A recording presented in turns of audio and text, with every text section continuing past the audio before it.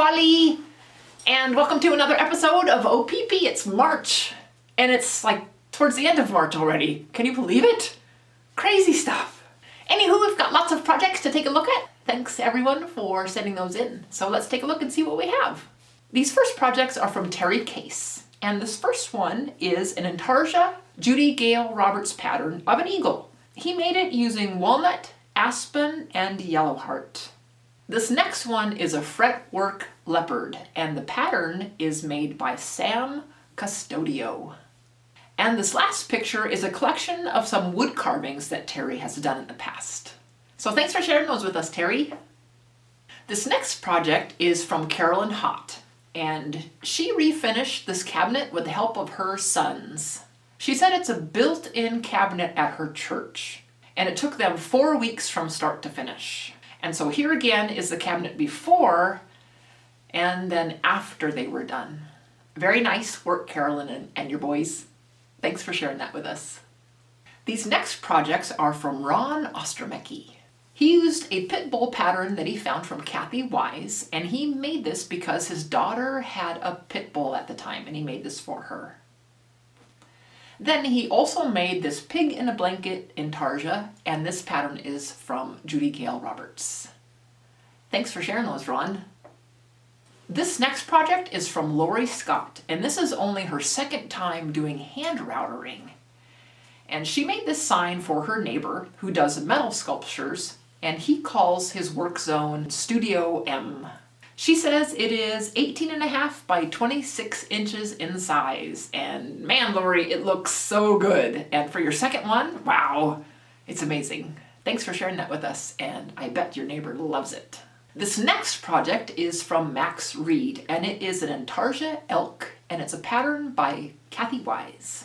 Max calls this project the King of the Mountain. He says it's 140 pieces, and the woods he used in it are ash, walnut, Hawaiian sick oak, ebony, spruce, basswood, pine, and poplar.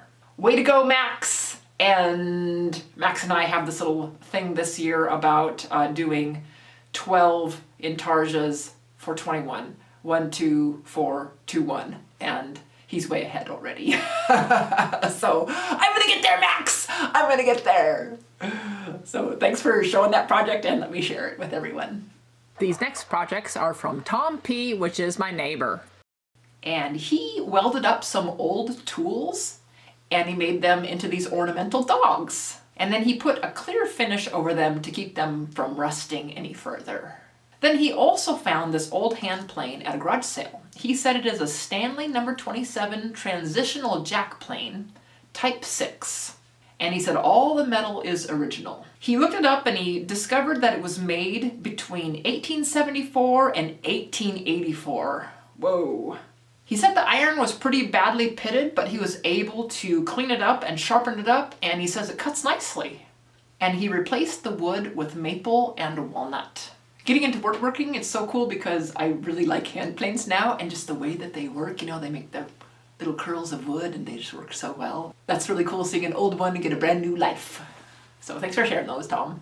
This next project is from Stan Marshall, aka Husband, and he made this sofa table. This table is made from silver maple, and I helped because I made some little walnut bow ties in it, and I surrounded those with resin.